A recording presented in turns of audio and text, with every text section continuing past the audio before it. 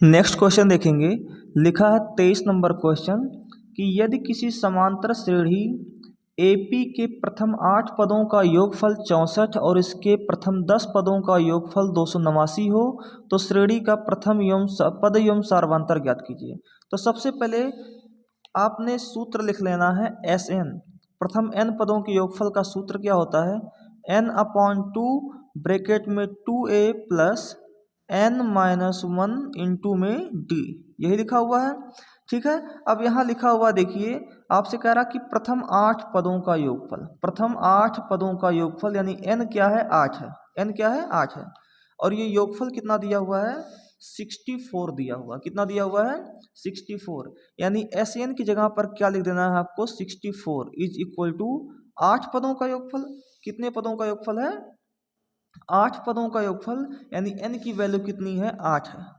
तो 8/2 ब्रैकेट में 2a plus n की जगह पर 8 माइनस 1 इंटू में d। क्लियर हो रहा है? तो 2 चौके 8 और ये गुणे का 4 इधर ले आएगी /4, तो 64/4 बराबर 2a प्लस 8 में से 1 गया 7d। 4 से काटिएगा 4 एकम 4, 4 छक 24, तो आ जाएगा 2a प्लस 7d की वैल्यू कितनी आ जाएगी? 16 आएगी। इसको इक्वेशन नंबर क्या मान के रख दीजिए? फर्स्ट। इतनी बात क्लियर हो रही है? फिर आगे पढ़ते हैं क्वेश्चन को।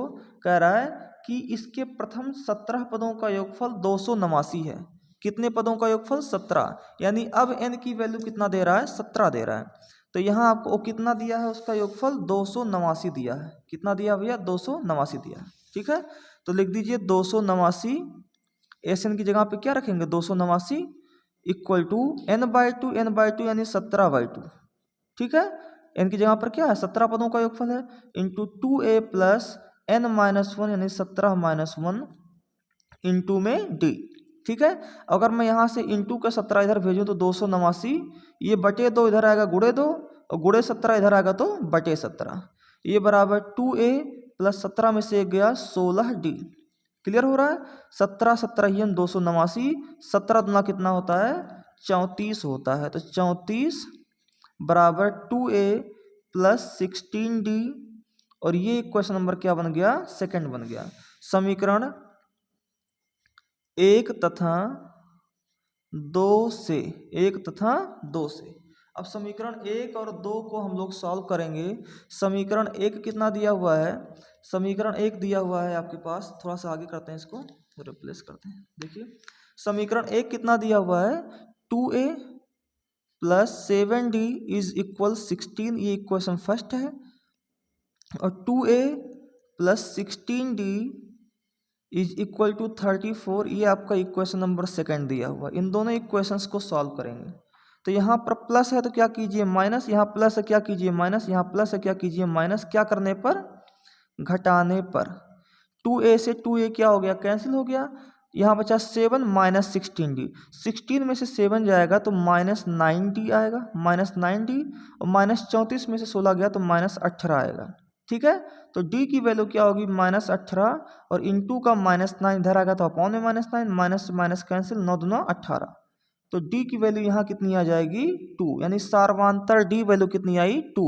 अब d इक्वल टू 2 समीकरण किस में रख दीजिए? 1 में रखने पर। 1 में रखने पर एक समीकरण क्या है? समीकरण है 2a plus 7d is equal to 16। तो 2 into a plus 7 into d की वैल्यू कितनी है? 2 इज इक्वल टू 16। तो 2a इज इक्वल टू 16, ये प्लस 7 2s आर 14, इक्वल किधर जाएगा तो -14। तो 2a इज इक्वल टू होगा 2।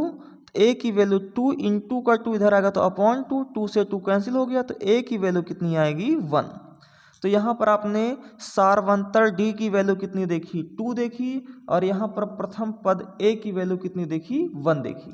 ठीक है, और यही इस क्वेश्चन का क्या हो गया? राइट आंसर हो गया। आशा है कि आपको एक क्वेश्चन समझ में आ गया होगा।